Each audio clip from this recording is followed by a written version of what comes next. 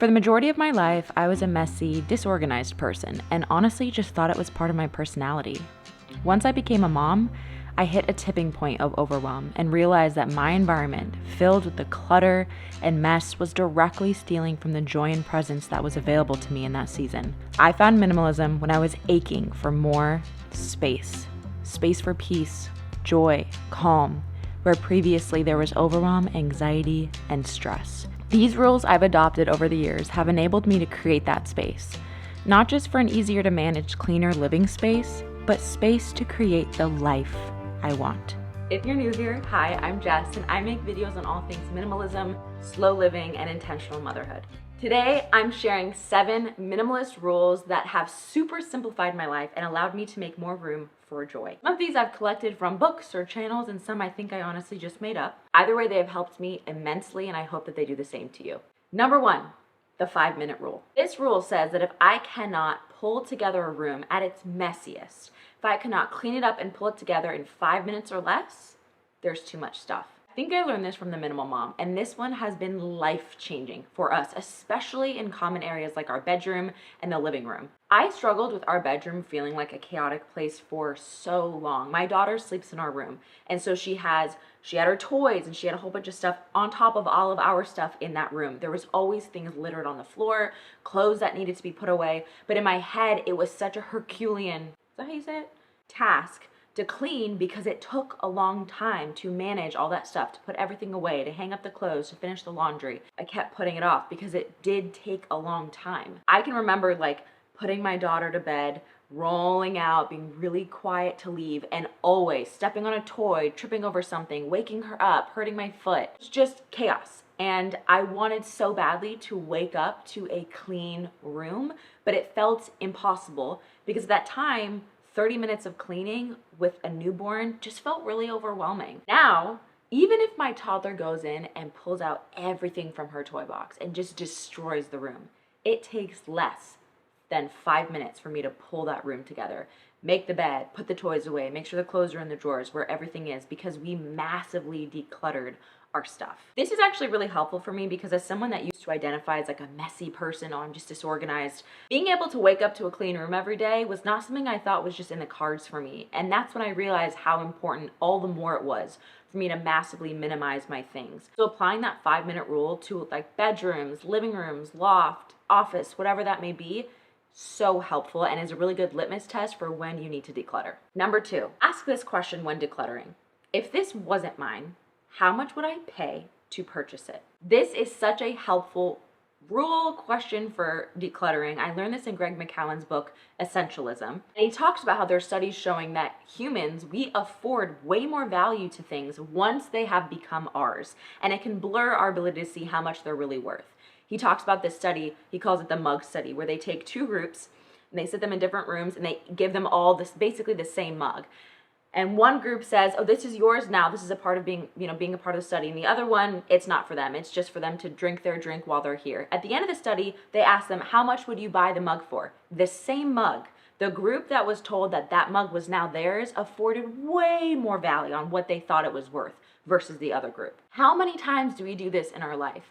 We struggle with decluttering and we struggle with getting rid of things because it's ours. However, if you had to purchase that item again, that dress, that piece of furniture, how much would you realistically be willing to pay for it? And if that number is vastly different than what you did pay for it, or you wouldn't actually want to repurchase it again, maybe that's one of the ones that needs to go. Number 3, the 1 in, 1 out rule. When you bring something in, you replace something. I found this particularly helpful for things like the kitchen and my closet. This is actually how I keep my 10-item wardrobe so minimal, full of things that I really like, the items that make me feel beautiful, that are really valuable to me. I am not opposed to bringing things in, but I know what in my closet would I replace? What in my 10-item wardrobe am I replacing this piece with? And it really makes you think of your things as an inventory that you are constantly shifting as opposed to just bringing more things in willy-nilly. Number 4, no single-use items. Kitchen tools like melon ballers, apple slicers, things that only do one thing, or clothing items that you can only wear to a specific kind of occasion with a specific kind of bra. I never ended up wearing those. Buying things that sound really good in theory for this one job or for this one event are not really useful in the grand scheme of my life. Number 5, if it's not for your season, then there isn't a reason. This is a rule all about not letting you acquire or keep things that are for past versions of yourself, a fantasy self, seasons that were wonderful but that you are not currently in. This can look like clothing, books, furniture, kids' toys. We often steal presents from our current season of life because we hold on to things that are constant reminders, either of where we have been or where we think that we are supposed to be. And asking yourself, do these things actually lead you to appreciate where you are more now, or do they rob you of being present where you are now? They make you feel guilty that you're not that size anymore, or they make you feel really sad because your kids are not that little anymore. Those things that we keep or that we buy for our fantasy selves, old versions of ourselves, times in our life that are not reflective of the true season we're in, they not only lead to a lot of physical clutter we have to manage, but a lot of mental clutter of all that we're carrying around on our backs because of that. Number 6, the 90-90 rule. Basically, if you haven't used it in the past 90 days and you're not going to use it in the next 90 days, it's gotta go. I basically have adapted this to my year rule, which is if I haven't worn this or used this in the last year, which means all the seasons, probably am not going to need it. This one will get you. I held on to pieces of clothing, frames, random household things. I kept thinking I would need to use them. A year goes by and it wasn't true.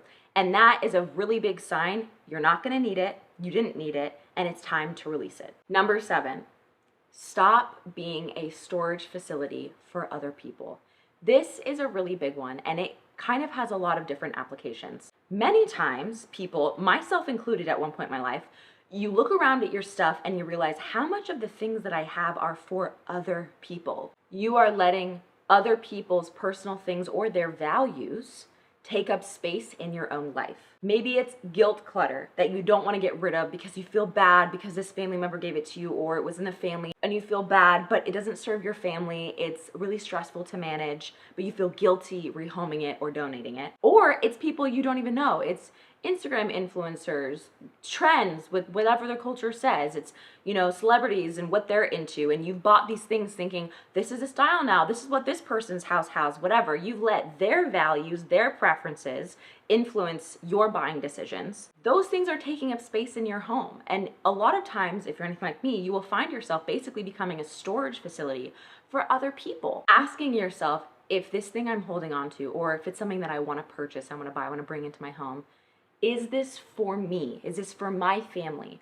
Or is it for someone else? Someone else's values, someone else's wants, someone else's desires, someone else's life. Either way, you are the one that has to manage it. And I don't want to have my life filled with things that represent other people's values and their hopes and their dreams. And a note on this goes way beyond even to our tech clutter. And this was actually the reason why I made the decision to declutter and get rid of social media apps like TikTok and Instagram. These were virtual items I was managing. They may not have been taking up physical real estate, but they were taking up mental real estate in my brain. All of the information I was taking in, the comments, the posts, the pressure for this and that, the advertisements I was getting.